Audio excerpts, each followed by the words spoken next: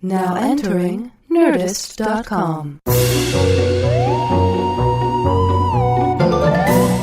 Yeah! Whoa! Hey, everybody! Welcome to Bizarre States today. Got Bowser with me, and we also have a very special guest. We've been talking about the movie that we went to go see a couple weeks ago. Yeah, Unacknowledged. We've got Dr. Stephen Greer here to talk, I guess, basically UFOs with us and all how everything's kind of interconnected. And so keep that in mind, because we're also going to have a brief Q&A basically at the back of the show with you guys in chat. So think about what you want to ask while we're talking about the other stuff. Yes, smart questions, intelligent questions. Yes. Because this stuff's very, very interesting. Yeah. All right, so let's jump into Weird of the Week.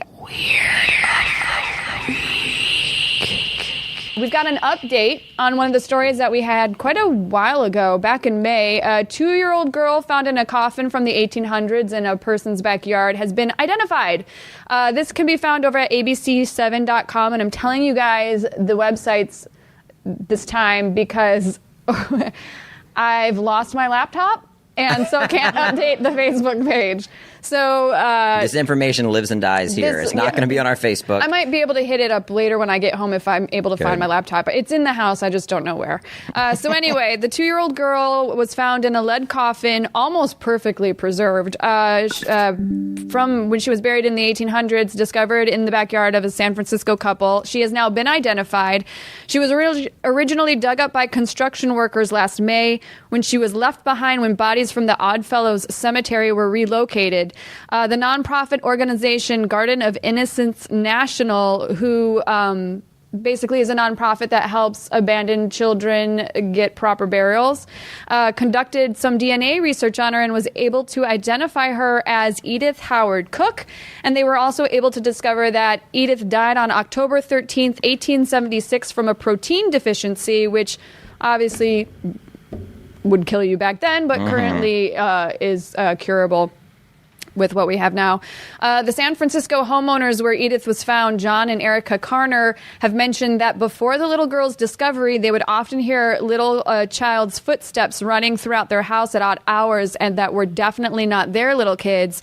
But since the identification and reinterment of Edith, the footsteps have stopped. That seems like, and I'm a added on as like an believer. afterthought. Well, yeah, I was going to say, that almost sounds like it's, they wanted to spice up the story a little bit. Oh, really? Like after all that, they were like, and plus now the footsteps have stopped. I'm like, what?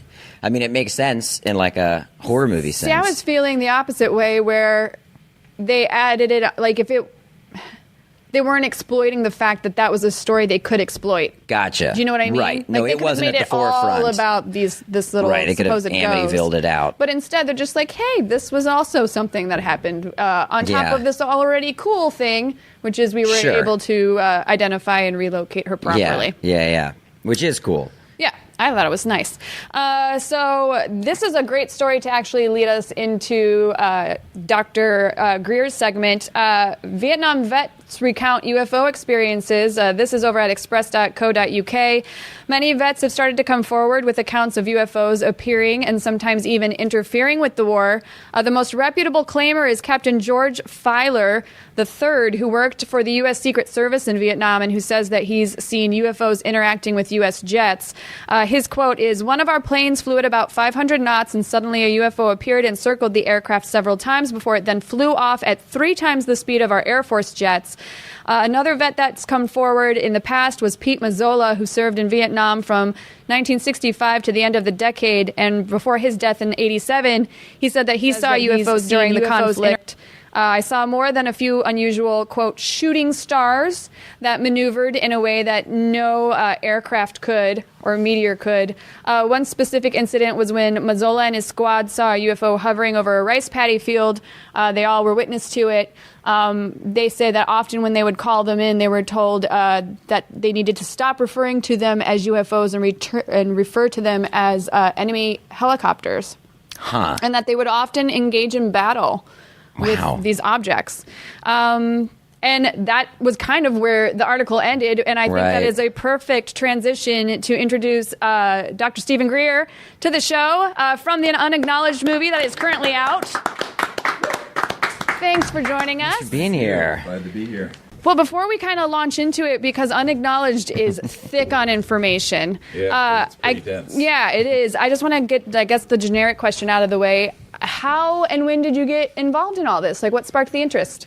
My interest began when I was about 8 or 9 and saw one of these objects in broad daylight, really clear skies, and of course my parents thought I was nuts, but the little boys in the neighborhood and I and my twin sister remember it to this day. What area was this, if I may ask? In Charlotte, North Carolina. Okay. I later learned that it was out in the direction of the old Douglas missile plant, and this was around the time of the Cuban Missile Crisis. I'm dating myself. None of you were alive. However, it fits with the pattern that these interstellar civilizations are very concerned about our weapons capabilities. And that was my very first sighting. Nice. All right, so like I said, the Unacknowledged is very dense. If somebody was coming to it for the first time with just a mild interest in this, which is still good because it's got to start somewhere, Yeah. Right. How would you break it down? Because when Bowser and I were watching, it seemed like it kind of encompassed a lot of things like clean energy, kind of government cover-ups, Right. everywhere from the military all the way through to assassinations of presidents. So where should one start? I think that, first of all, the big picture here is that what our objective was to take a very complex issue and and there's 3 big questions we wanted to answer. First of all, what's the evidence? And so we put a lot of evidence in there, cases, military witness testimonial like you just shared, government documents. The other thing we needed to explain is how in the hell would this be kept secret? Yeah. A lot of people, I've talked to Wall Street Journal reporters and others say, look, the government can't keep a secret. I say, yeah, you're right. It's out there in plain sight. But the structure of secrecy on these projects are what are called unacknowledged special access projects. So, and USAPs. And that's where the name Unacknowledged comes from for the book and the film. By the way, there's a book that has about 10 times more information than the movie has in it. And so we wanted to describe to the public, I've dealt with this since about a year before I briefed a CIA director on this for Bill Clinton, R. James Woolsey, I began to learn how secrecy is structured, real secrecy. And I don't mean Snowden-type stuff. I mean things that are really deep black. That's what they are. They're unacknowledged. No one will acknowledge the existence of the program who is in it to anyone outside the program. And it doesn't matter if you're the president. If the president asks about an operation that's an unacknowledged project, most of the time he'll be lied to. So that had to be explained, and that we go through that in the film. And then the third part, which is the big part where you get into this question of energy. Why would this be so secret? All right. One of the big answers on that is, the word UFO was actually concocted after they knew they weren't unidentified and they weren't flying. Get it? So it's a misnomer. It's a distraction. They knew that they were extraterrestrial vehicles, which is what they're called at the National Security Agency, ETVs. But they began to study how they operate. So if you want to look at it, a UFO is just an alternative energy and propulsion system. And believe me, they're not going through interstellar space using Exxon Jet A fuel. They're using a whole new type of physics, which began to be studied even before the so-called Roswell event. And so by 1954, they figured out how the basic operating system, energy system behind it, and that's why they slammed the lid so hard on it. It's because the people who really, the tail wagging the dog of our country isn't we the people anymore. It's big corporations, the big oil industries, the petrodollar system. So if you bring out the fact that UFOs are real, you've also going to have to explain to the scientists and to the public how they operate. And when you explain that, it's like, goodbye fossil fuels. So it's hundreds of trillions of dollars are sitting in the balance. So that's part of the secrecy. The other part of it is that it was decided in the 50s, hey, this could be a really great thing to present at some point in the future of a way of organizing world opinion around a threat from outer space. And this is called a false flag event. And so most of the information on this subject, in fact, is disinformation. It's false information that's been put out for the purpose of scaring the hell out of people. So kind of like hiding in plain sight? in a way where you just give people information, and some of it might be true, but it's not necessarily leading to the actual bigger picture of the situation. They want people to think that there may be ETs out there. They don't want people to ask the question, what part is being put out is true and what part is false, because they want people to believe that there's a threat. And Douglas MacArthur, General MacArthur in 1955 said, gee, World War III will be interplanetary. And I think that he was sort of giving people a peek into the thinking of the warmongers and the sociopaths who want endless war and how profitable that is. And this is why Eisenhower said, beware the military-industrial complex. If you look at our testimony, we have dozens and dozens of military people in our files. One of these guys was Eisenhower's communications aide as a young man in President Eisenhower's White House. And he said Eisenhower got very frustrated because even he was being denied access to a lot of these projects back in the 50s. And that's why Eisenhower made that famous speech when he said, beware the military-industrial complex. And he was a 4-star general in World War II and a hero. So I always say that, I'm not at all anti-military. I'm anti-illegal covert programs, and this is what we're talking about here. So, and that's the other part of the reason for the secrecy, is once you start on a path of doing something illegal that's this big, it makes Watergate look like nothing. And let's not forget, we got into the Iraq War by Cheney and his henchmen setting up Colin Powell up to the United Nations with little vials of weapons of mass destruction saying, here, Saddam Hussein had this, let's go into Iraq. And, of course, none of that was true. And we ended up spending over $1 trillion and hundreds of thousands of people are dead as a result of us going in there. And now we have ISIS. So this is a very serious issue, is how they can take a subject like this and spin it into something that would just scare the hell out of people. And I think that's one of the things we're trying to do an expose on.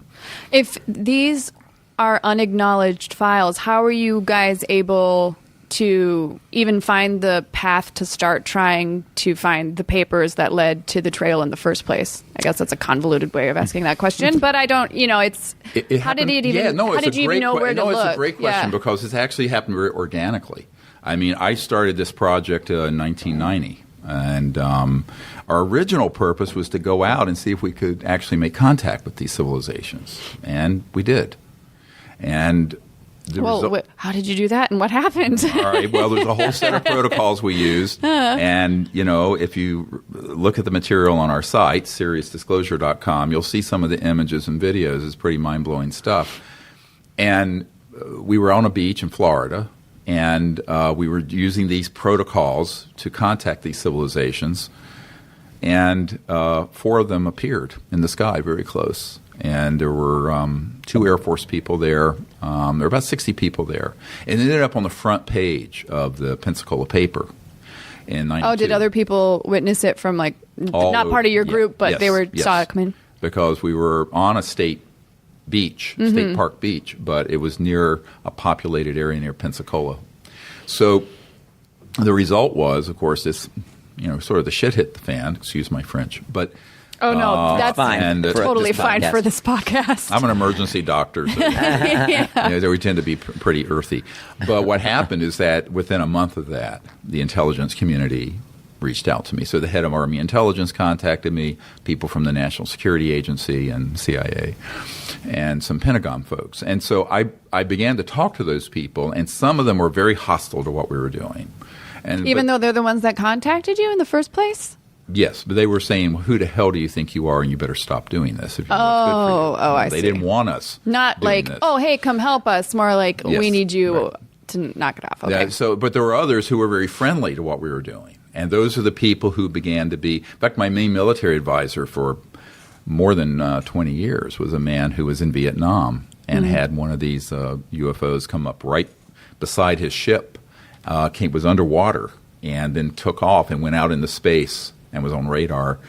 And as you know, Dan Willis, who's one of our Disclosure Project witnesses, had a very similar event happen. So, there are hundreds of accounts like this from military personnel. And so some of the folks, it's interesting because everyone wants to put everyone in a very simplistic sort of box. And I said, there are a lot of military people and intelligence people, community people, who want the secrecy to end and for us to bring this information and the technologies out. Because, look, I mean, if we had 0 point so-called free energy, which is how these UFOs run, we wouldn't need to be destroying the biosphere, and there would be no poverty on Earth within 20 years. It would be gone. So now that's a great thing for most humans. But for the people who are sitting atop, the sociopaths who are sitting atop, the global elitists who really like controlling the U.S. whole planet. government? Oh, I didn't mean to talk about our president. No, I'm not talking about it. No, actually, it's actually way beyond the president. Oh, no, I'm just making a really annoying dig. No, I mean, I saw a chart once, and the U.S. president was like 21 compartments into the intelligence briefings, and this goes up to about 40. So he's about mid-level on this. So I began to have people who were friendly. I'm answering your question in a roundabout way, perhaps, but giving you some sort of perspective. And some of these people said, look, I really think it's time for us to come together and bring this information out. So I had people in the military community, the intelligence community, and some very big support in the CIA who said, we really do want to see this happen. And so I started getting amazing documents, like the Marilyn Monroe document that's in the movie. Mm-hmm. So, tell us about that, because that seems to be kind of, people can wrap their head around Marilyn Monroe and have her be kind of the introduction to most people know. Most people know who Marilyn Monroe is. She was an actress back in the day. Well, hell, I'm sitting in Hollywood, or near Hollywood. But she was a lover of one of John F. Kennedy's, paramours and girlfriends. Apparently, having an affair also with Bobby Kennedy. And when that became too public, the Kennedy brothers cut it off, and she got very upset. And in the CIA document, it's a wiretap of her phone from 1962. And it basically is a summary of this wiretap. And it's a CIA document. It's top secret. It has not been declassified. Technically, it's a felony that I have it and that I published it. And I say to the... Yeah, it's like, oh, shit. I tell the FBI, come put the bracelets on. Because then you're really going to confirm this stuff. It's like, basically, fuck you. And so what happened is that when this document came to me, it came from a man whose family was instrumental in the founding of the National Security Agency. And he had access to what's called the vault, where a lot of these secret documents are kept, and he sent it to me. And the original that came to me was this huge, from an old Xerox, like a great big, you could tell. And it had the correct code numbers and code names on it for that era. And it basically was Marilyn Monroe's death warrant, because she was threatening to hold a press conference to tell the whole world what President Kennedy had told her about things from outer space from New Mexico from the 40s, a clear reference to the Roswell event. Mm-hmm. And 2 days later, they found her dead. Now, there was a very famous actor named Burl Ives. He's passed away, but he was a singer and actor. Mm-hmm. You can Google him, those of you too young to remember. But, he gave people like Paul Newman his start, and, Willie Nelson, and a whole bunch. He was on my executive committee back in the 90s. And when I showed him this document, he said, wow, we all knew that Marilyn Monroe was murdered, but we didn't know why until now. And I think most people just assume it's because of an affair in general, right? No, it was because she was going to blow the whistle on all these secrets about UFOs that Jack Kennedy had told her. I might be getting it's been a long time since I've delved into this stuff, so I might be getting it confused. Wasn't there a woman who wasn't an actress per se, but she was a reporter that Monroe was supposed to talk to about Dorothy this stuff? Kilgallen. What's her story? We touched upon her before in the past, she but was really murdered quick. Also. She ended up being murdered also. So the number of people who have been snuffed out doing what I'm doing is legendary. Are you worried at all? No. No? I'm not. I was. I mean, in the 90s, it was dangerous. I had 3 people on my team assassinated, including a former, a very close friend. And what has shifted to where it doesn't feel as dangerous now as opposed to the 90s? Well, you want the true story? Sure. Or, the true story that's not bullshit. There were people in the agency who really wanted us to succeed. And I was going to shut down this whole project when this happened. Mm-hmm. And they said, no, you have to keep going. We need someone on the outside. This has to be known. It's a real planet is going off the rails here, environmentally and every other way. And I'm a doctor. I'm an emergency doctor working in an ER, taking care of shootings and all that stuff. And I said, you know what? This is just getting to be too ridiculous. And they said, well, do you want executive protection? And I said, what do you mean? And they said, do you want to have us extend protection to you and your team? Now, this was after the CIA director, Bill Colby, who was going to help us bring out one of these free energy devices, and funding to bring it out to the world was found floating down the Potomac River, assassinated. And I said, well, I don't really like to play that game, and that's a very dangerous game, and it's called Wet Works. Wet Works is wet comes from blood, and it's assassination teams. And I said, but if they're targeting my people, I said, I believe in self-defense, make it happen. So, and I won't say who this person is, still a very senior person at the science directorate of the CIA, offered this protection, and some other folks, and I said, yeah, let's do it. So since then, we've had no problems. Can I ask to back? I know that sounds really spooky, and it is spooky. But Yeah, I'm going to admit I'm a little tweaked over here in the corner. Yeah. Like, so, oh, but Jesus. that's hey, this is what this is. Yeah. A lot of Yeah. people make this the silly season of all things ridiculous, but Right. for those of us, this is deadly serious stuff. Well, I wanted to ask, to backtrack a little bit. I'm sure your story it's quite layered, but just going from the kid that saw the UFO Right. to an adult, obviously an ER doctor, but founding the Disclosure Project and the Center of Study for Extraterrestrial Intelligence. How do you get there from the kid that saw the UFO?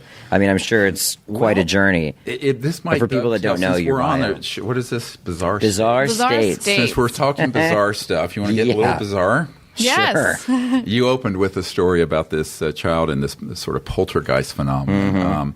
When I was raised in a very strict atheist family. We didn't believe in anything. You couldn't put in a test tube, So, humanists, that kind of background, intellectuals, academic, and nerds. Oh, you're right at home here. Yeah. So, Yeah. Hey, my uncle was a rocket scientist. What can I tell you? Yeah. Helped design the lunar module, put the first man on the moon. Yes, we went to the moon. They just didn't tell you everything that happened. And so along that way, when I was 17, I got really sick, and I had a near-death experience. Oh. And when I had that experience, I began to realize that the consciousness field that's kind of within us isn't really limited to space and time, that it crosses dimensions. And I sort of had this amazing near-death experience. So 6 months later, I immediately after it started learning meditation and doing really deep meditative. And about 6 months later, I was up on a mountain in North Carolina where I was about 5,000 feet up. And I was doing a deep meditation. And when I came out of it, I had this experience. It was like a cosmic awareness experience. And there was this little ET on my right side that was there and touched me on my right shoulder. And I had this amazing contact experience. It's a legendary sort of thing. It sounds like a dream, but it wasn't. And I was a kid. I was 18 years old. I was 17 when I had the near-death experience. This was 18. And that's when it became up close and personal. And that's when I began to study this concept of if these civilizations are interstellar, and they are, they're also interdimensional, meaning they go beyond the speed of light and cross through other dimensions. But those dimensions are increasingly in the field of consciousness and thought. And so their technologies, you have your phone over there. Instead of it being a radio signal, which, by the way, is like 1844, memo to Apple. It's just a radio signal. And that was 1844 Marconi. Everyone knows that. Well, maybe not. But I was going to say, I can't say that rings any bells in my head. I'm sorry. I knew Okay. it. No. Nerd alert, big nerd alert. So, Yeah. But we're talking about civilizations that have technologies that are electronic that interface with thought, but a special kind of thought that's emanating from an expanded field of awareness that's very coherent, like a laser beam. And when I discovered this, I started these protocols for what's called the Close Encounters of the Fifth Kind Initiative. Now, I began on my own to experiment with this when I was 18, and some amazing experiences happened. I said, I don't know what to do about this, so I just left it alone. But in 1990, by then I'm a doctor working in an ER, I started having those experiences again. And I said, you know what, it's time for me to sort of formalize this into a set of protocols that people can use to go out and experiment with this. And so that's when we launched the Center for the Study of Extraterrestrial Intelligence. That's incorporating the sciences of laser lights and electromagnetics, but also that cross into what some people would call, well, I guess Einstein called it the spooky effect. When Einstein observed that a particle could be in two places at the same time. It's called non-locality in physics. Real nerd alert. Look it up. So there's non-locality in physics, but there's non-locality in consciousness. So non-local mind can begin to use techniques that end up creating contact scenarios. So would that be alternate realities, or? No, it's not alternative. It's an expansion of our understanding of reality into these other dimensions. So when you talk about these protocols, are they meditations? You would call it it could be a meditation. It's just a technique. It's a mental technique. And the CIA had a program called SRV, Scientific Remote Viewing. Mm-hmm. You probably have covered it on the show. We have, yeah. And I know a lot of the people who've been in those programs, like Ed Dames. He was NSA, actually. And where you basically use consciousness to remotely see a distant point in space or time. Mm-hmm. Now, imagine that capability being augmented or increased by being able to do it with an electronic system that crosses into thought and consciousness. Now, Zuckerberg's talked about this, having an ability to think to your computer, not with an implant in your brain. Right. That's what I needed. I see what you're saying now. That was the bridge I needed to, I'm like, okay, but what do you mean by electronic? And got it. Okay, so basically, let's say this is a machine or your computer. You think to it and it does something. Yep. That's how extraterrestrial civilizations communicate and even guide their spacecraft.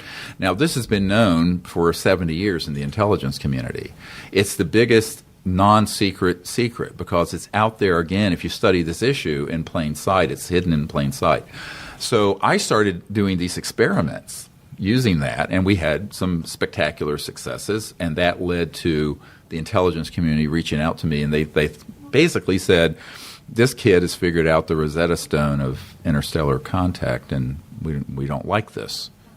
Some did like it, but some did not. And the ones who did not were some nasty characters. And that all, that's sort of how I got from an initial sighting to a further experience into sort of founding all this. And over the last few years, it just sort of pulled me out of my medical career because I kind of got in over my head in a sense because I was working as a chairman of emergency and trauma in North Carolina and shuttling up to Washington, meeting with generals and admirals and senators on the Intelligence Committee and CIA directors, and it was too much. So now I'm just totally focused on disclosing the facts and truth.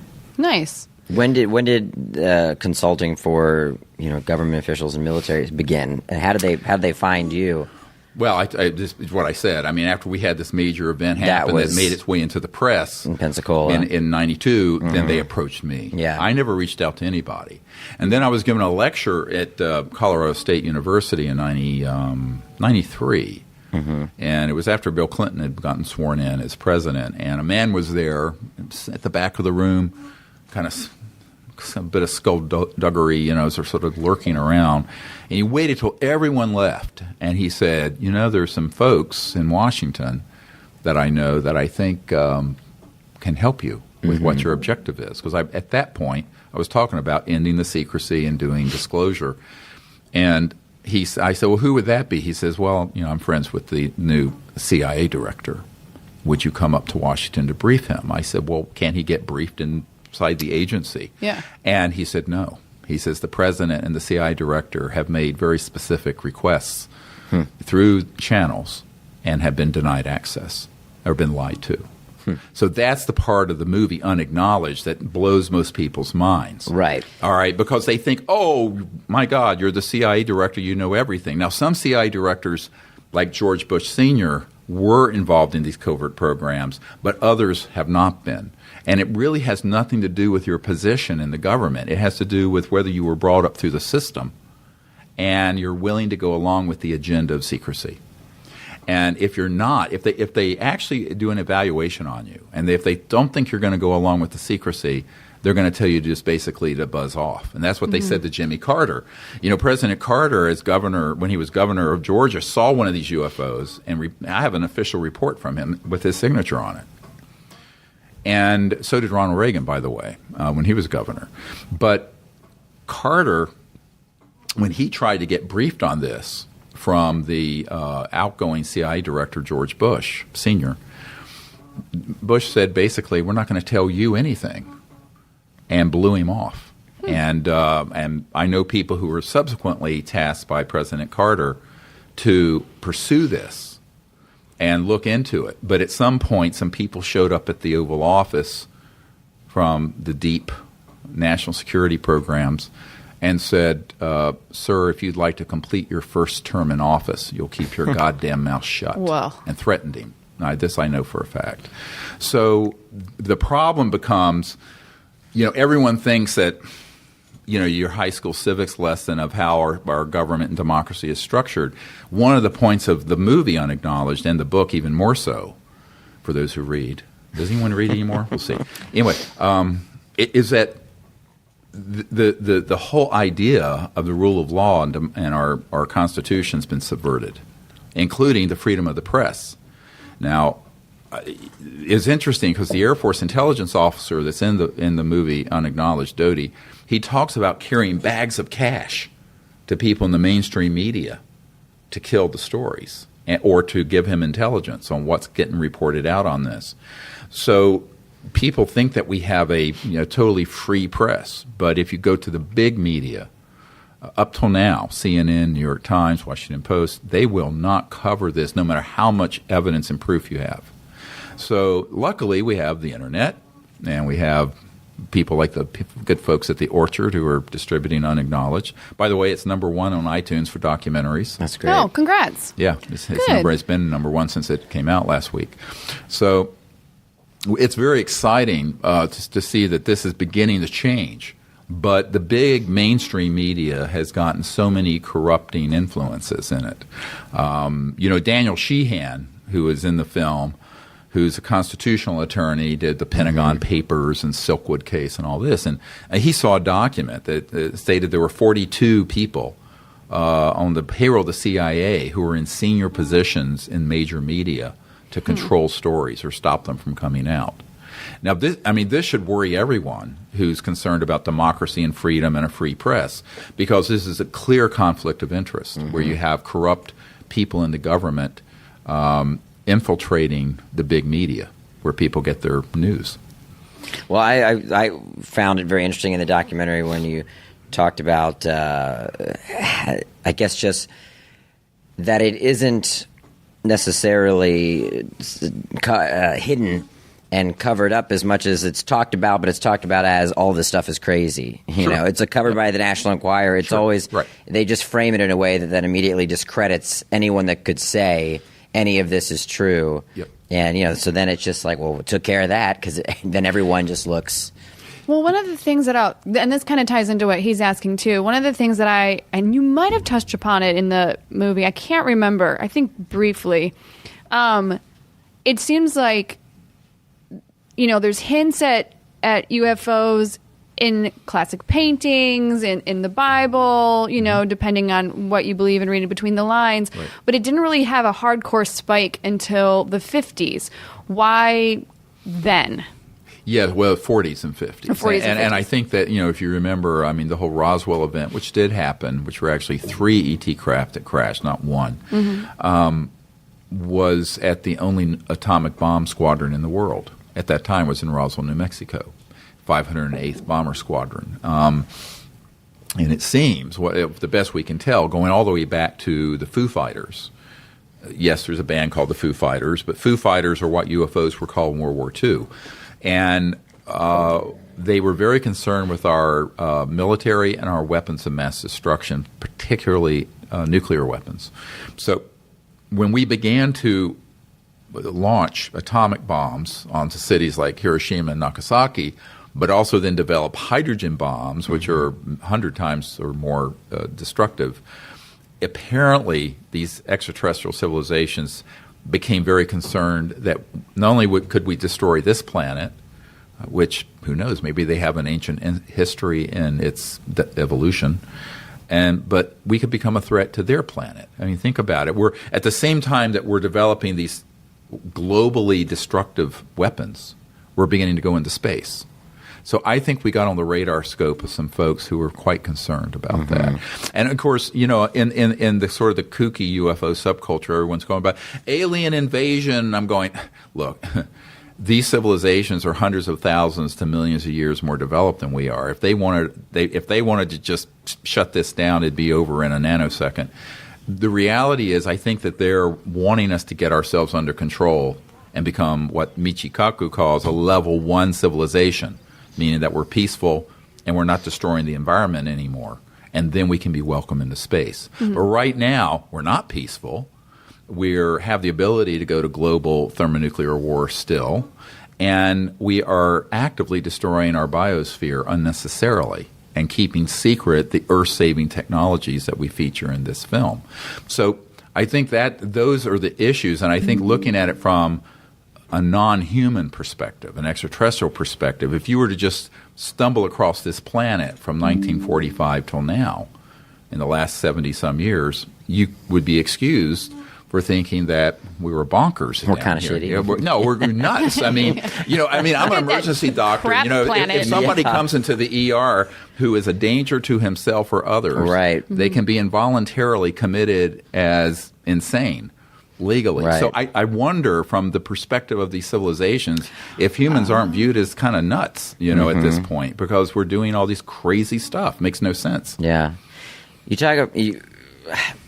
Can we, I think I already know the answer, but you talk about these protocols in Pensacola 92, right? Yep. And them coming to us. Sure. That's called a close encounter of the fifth kind, is when humans initiate the contact. And do you believe that we can get to them? Like, what about people that have said they've been abducted or they've been taken? We can't get to them because we don't have the technology that they have. But that's a complex question, because you're conflating a whole lot of issues. Yeah. All right. So that's what I do. If you looked at the film and have read the book, which did you get a copy of the book? I asked we didn't get a copy. Oh, of the I book. asked them to send you. I'll have them send you a copy. But if you read the Air Force intelligence guy and other people's experience, we have deliberately set up for its kind of false flag, kind of hoax, abductions, where intelligence and military personnel have abducted people to make it look alien. Right. When it's actually 100% man-made. Right. I remember you talking about this in the movie. It's in the movie. It's more in the book. Why? Because it would be able to then do the psychological preparation for people to be afraid of the aliens, so that they would down the road support war. I mean, because people make money in war. Well, what was the blood? The whole blood libel thing, and the Elders of Zion from Adolf Hitler from the 40s. Where they were defaming Jewish people so they could justify shoving 6 million Jews into concentration camps. Right? You know that history. If you Google it. Well, here's the deal: in order to get the populace to go along with war, you have to have an enemy people are afraid of and hate. That you have to understand how warmongers think. So that's part of the agenda of the secrecy. And to do that, you've got to put out enough frightening disinformation, hoax stuff that scares the hell out of people. And so I'd say it's 90% of all stuff on the UFO subject. Would it not just be easier to want the extraterrestrial life to be known and to have their free energy and for everyone to just why isn't that but then the they're not going to be no, it's all about power. It's going to be money. There's probably money to be made in that, right? Oh, there is, but there's more money though. Here's the thing, if you drive, let's say you have a Chevy Suburban, that engine's worth a few $1,000. Yeah. Over the course of the life of that car, it's going to use $50,000 in gas, oil. So the money isn't in the device. It's the money. You want to be a nerd and a tech person here. It's in the supply chain. Yeah, The supply it's line like of the fuel. gaming consoles. You lose money on the PlayStation 4, but you make all that money back in the software. Exactly. Yeah. So this is the model, and so they don't want people to have something. You'd have a box. If you look at the Air Force intelligence testimony and others that we have, they retrieved from these ET craft these clear crystalline objects that you could run a wristwatch or an entire city off of. Well, Yeah. that was in the 40s. We figured out how that works. If that were disclosed, you would not have to have a there would be no public utilities needed. Mm-hmm. And you would have no need for oil, gas, coal, nuclear power. And instead of having a Tesla car that's sort of a fake Tesla car being plugged into a coal-fired power grid, right? Mm-hmm. You'd have something with a zero-point energy electric motor and a little tiny battery, not 900 pounds of lithium-ion batteries, running the car, and it would never have to be recharged. Now, Yeah. that technology is not a myth. That could be a reality. But the people who control the macroeconomic power in the world don't want that to happen, because that would really be the power shifting to the people, literally and metaphorically. Okay? So let's talk about the world we live in is sort of a masters and slaves world.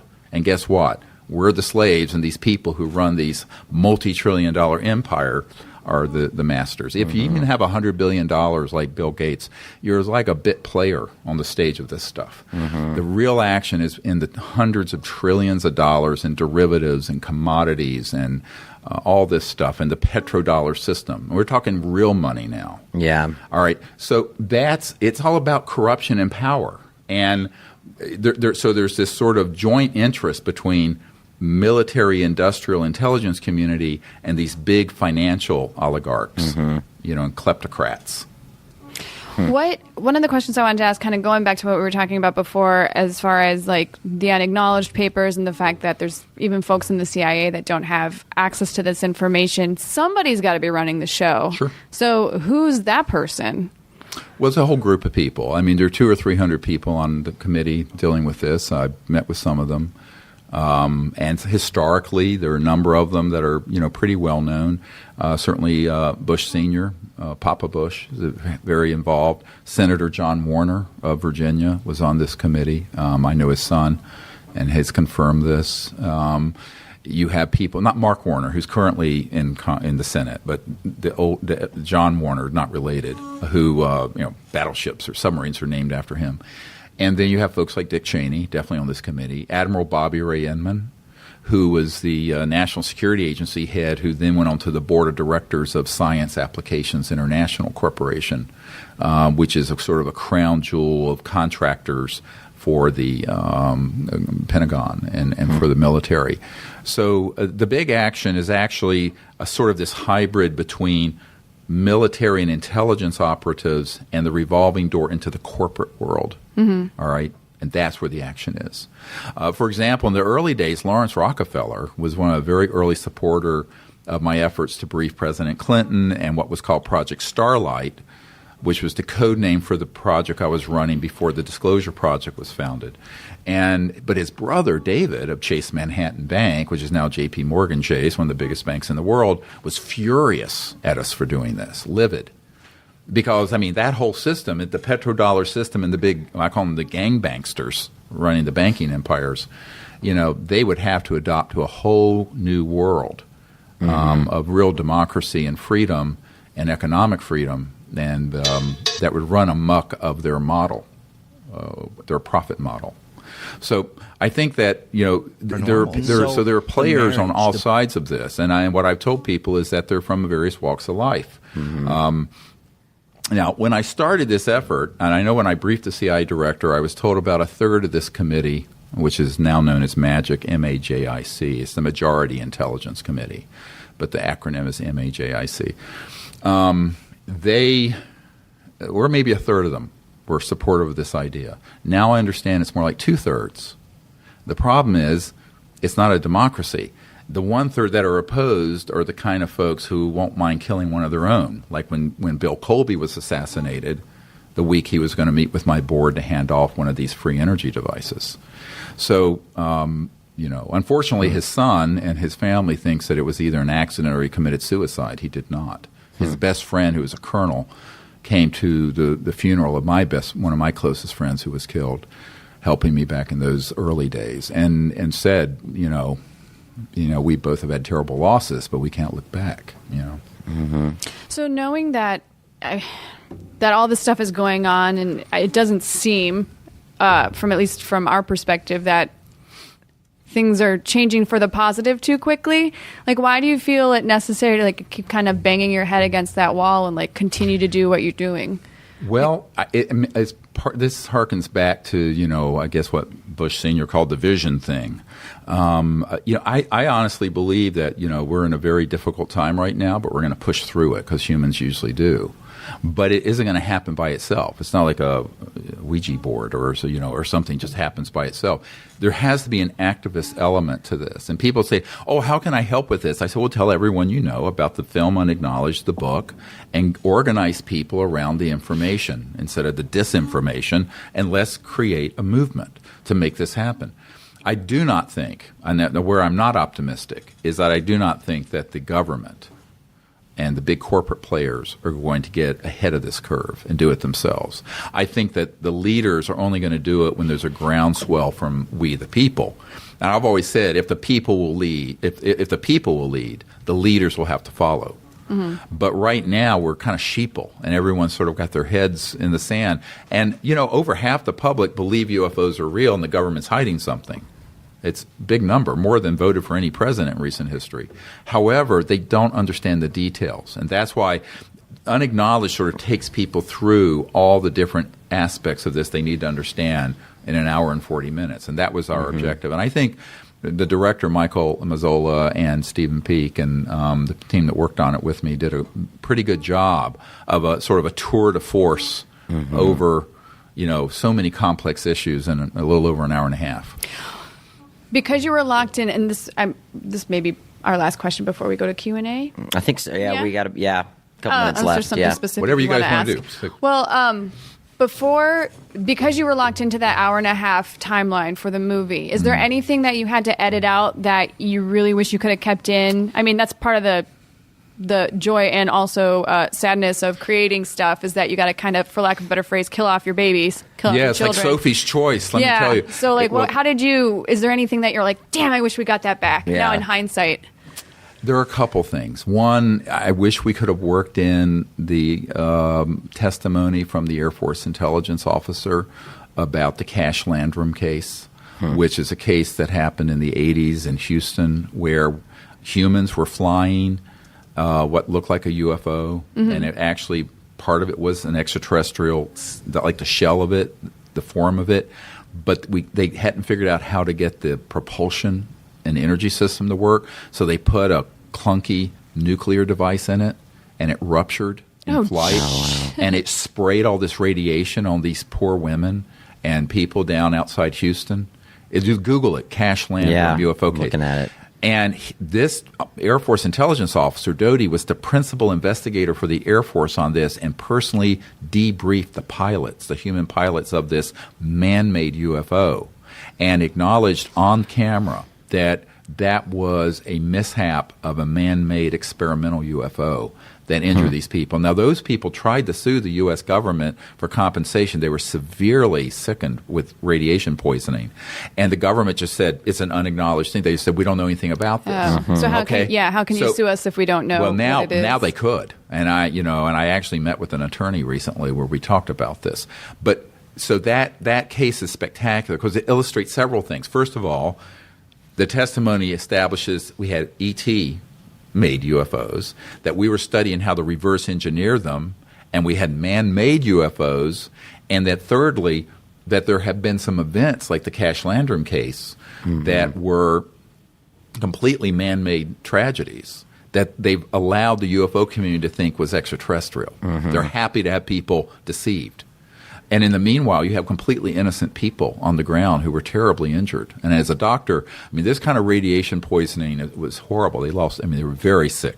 It was like worse than chemotherapy and radiation therapy for these poor victims. So I think that, that case is so compelling. And there's a lot of information and documentation on it even before this testimony. But we just didn't have room. And to be honest with you, we have like 100 cases like that. And so it is like, having to cut off your right arm to say, we can't put that in, we can't put that in. And part of it was a really hard, that's why there's more in the book. Like this whole case I'm talking about, all of that testimony is in the book. It didn't make its way into the film because the film is only an hour and a half or so. Yeah. Yeah. Interesting. Wow. Yeah. That's the first time I've ever heard about that. Yeah, most people haven't heard it, and when they read the account of it, they go, "Holy shit!" Yeah, this is amazing. definitely. All right, well, you guys definitely convinced me to go home and find my laptop. Yeah. I There's gotta gonna be a look lot all of this stuff to stuff post. up. Yeah, and spread Yeah. the word. People say, "How can I help with this?" It's all viral. I mean, we have a very limited P&A, as they say in Hollywood, prints and advertising budget. This is an indie film. By the way, everyone who's listening who contributed, it was crowdfunded by 5,000 people. The entire wow. production. Oh, fantastic. The book and the film. Nice. Totally, 100%. So it's the public has supported this. So we're very grateful to all those folks. Yeah. Awesome. Well, let's go into Q&A really fast before we Yeah, have to sure. wind it up. Torquil Dewar says, is the war an arrangement between us and them, or is it purely our plan? I'm assuming he means Earth. Sorry, that was meant to be the end of my last question, which I didn't... Oh, wait. So last question. How would a war between aliens and us be funded while U.S. also fights wars abroad? Or would they hope for some international force? Well, here's the thing. If you look at in the movie Unacknowledged, there's a clip where Ronald Reagan at the United Nations saying, "Wouldn't our job of creating world unity be easier if we had a common alien threat?" So part of it is that what they would want to do is like the Coalition for Terrorism or after 9/11 is unite the entire world and get funding from every country to engage in this sort of conflict, which is completely hoaxed nonsense. Because it would be, instead of it being $1 trillion or $2 trillion a year, it could grow it to $5 trillion a year. So I think that that's how it would be funded. And it's through fear. People get stampeded into fear. And then, did anyone see the movie Independence Day? Mm-hmm. All right, that's like from central scripting out of the CIA of, it's like Will Smith said, "Let's go kick alien butt," or whatever it is. And I'm thinking, yeah, this is exactly what the intelligence community and the big industrial interests in the creation of war would like us to believe. And you have to ask, who would benefit from this? Mm-hmm. Yeah. Well, the same group. devils who have been running the world amok since World War II. So I think, and at the heart, these guys are fascists. Mm-hmm. Well, I'm just going to flat out say it. The people who run these programs are at their core fascists. And a son of one of the members of this MAGIC committee, MAJIC, Majority and Intelligence Committee, said that to me absolutely. And they're sort of like the descendants of the Third Reich. Mm-hmm. So, Stephen, are you trying to find that? Yeah, there we go. Okay, so our last question from Knox. You've indicated the misinformation seems to be aimed at keeping people in fear. Is it your belief that the truth... that the truth holds less to fear... God! They're fucking with us. That the truth holds less to fear from ETV activity as well as the potential for alternate sources of energy. Yeah, I think it's interesting because this morning I was meditating on thinking deeply on this. I think fear really is the mind killer, but it's also how you control masses of people. Demagogues have always used fear. So there's two components to this. And the people who have had the responsibility of sitting on all this information and technology, they're afraid of the big economic changes. You talk about a disruptive technology. Mm-hmm. All right, forget computers. This is a rounding error. And the internet and .coms and all this, and apps and Uber. Those are nothing. This would be hundreds of trillions of dollars in change globally. But also, if you want to keep, a friend of mine who is a Pentagon intelligence officer, naval intelligence, said to me once, God help us that peace would break out because there's trillions of dollars at stake and millions of jobs, counting on there being perpetual endless war. So that's a really sad comment, and it needs to change. But it isn't going to change by people having their heads in the sand, And that's what we're trying to do is pull people's head out of the sand, have them see what's going on, and then start taking action. Cool. All right, well, let's get to our listener story really quick. Sure. If you want to stick around for it, it's about you. I picked one out about UFOs. Sure. No, I'm happy to hear it. Why not? All right, cool. And then, I want to make sure we get all your social media contacts and where people can find you. Mm-hmm. All right, so this is from Alan Sylvia the Third. Lots of the thirds today. Story goes back to the early 2000s while I was attending college. I was actually a student at LBCC community college, but still attending CSULB's anime club with friends. I belonged to an anime club in college. Really? There's a point. Yes, I did. There's a point to this. Every Thursday, the anime club would meet for our weekly showings of the most recent series that were airing in Japan. We usually started around 6 p.m. and went until around midnight. After the club had finished a viewing, we traditionally hung out in the parking lot discussing the shows that we watched, recent gaming news, and other hobbies. But this one night was different. As we all assembled in the parking lot, it was unnaturally quiet, and usually there's the sounds of local traffic driving through the streets or other students and faculty heading home or off to the campus dorms. And almost as if it was all being directed, we all looked up to the sky, and just above the parking lot wall, we saw what I consider a UFO ominously looming just above the cars. It wasn't like a traditional UFO sighting. It wasn't a disc or a cigar or a triangle. It was almost like seeing a modified Death Star. Instead of being a smooth sphere, it was split into sections and had antennae with blinking lights. When everyone was made aware of it, we slowly began to approach where it was hovering over, and then it started to drift away, floating towards the campus gymnasium auditorium building. We started running after it as it began moving. We went around the parking lot wall, crossed the bridge, and as we got near the building, it was completely gone. Nobody knew where it went. We never saw it disappear, and we had no sense of how it vanished, and there was about 20 witnesses. After this event, nobody even spoke of it. We never discussed it. It was just far too creepy and mysterious, and we just didn't have the words to explain it or even share about it. Sincerely, Alan Sylvia the third. The third. Have you ever heard of one mention that shape? Sure, absolutely, yeah.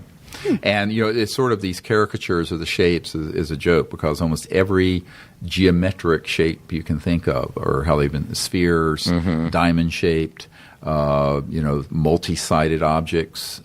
Now, the distinction between the man-made ones, and we didn't talk about this. Lockheed Martin and my uncle's old company, Northrop Grumman, and Boeing have man-made anti-gravity UFOs that are man-made.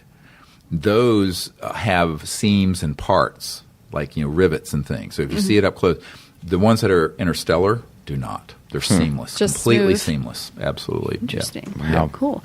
Well, thanks so much for joining us today. Sure. This was awesome. So where can people see the movie, snag the book, and then just follow you on social media? Well, the movie is on iTunes and Vimeo and platforms everywhere. On Tuesday, it comes out for rent, and it'll be on all platforms all over the world. If you want to find out more about what we're doing, my website is Sirius Disclosure, SIRIUS, like the star system, SiriusDisclosure.com. And you can follow me at Dr. Stephen Greer at Twitter. And we have also a Facebook page and that you can find us on. And didn't you have a Sirius documentary before this, too, yes, that you can that was see? the name, Sirius. And it was named after the star system Sirius. Yeah, Very that's cool. where we first introduced the little 6-inch ET. Oh, yeah. The little body that we did the genetic work on. Yeah, we didn't get to cover that today, but it's I think you fascinating. flashed a picture of it at one point in the documentary, right. and Bowser and I was like, "When's that going to happen?" And then we never saw it. Yeah, We're like, yeah. "No!" It's covered more in the film In the Sirius. Yeah, Sirius one, But okay. that's another whole story. You could do a 2-hour documentary just on that little creature. Yeah. Wow. Awesome. Well, I'll check that out next. Yeah. All right. Well, guys, you can follow us on Twitter at bizarre_states, on Instagram at bizarre states. You can email us your listener stories to bizarrestatespodcast@gmail.com. For those listening to us on iTunes, please rate and review. It definitely helps people find us better in the mix. We being Bowser and myself, are going to be going to Awesome Con in DC. That's Maybe right. we'll see you there Yeah. for a panel and a signing.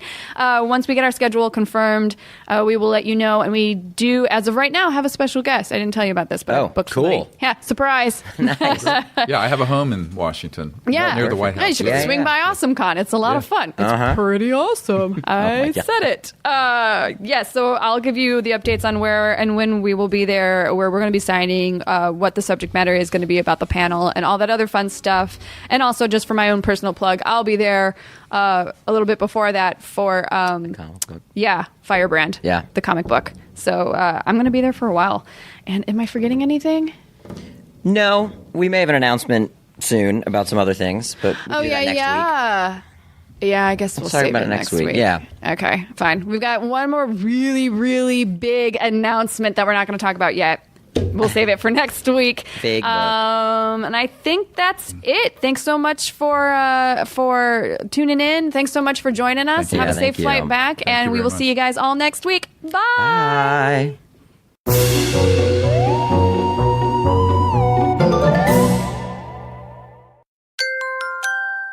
Now leaving Nerdist.com.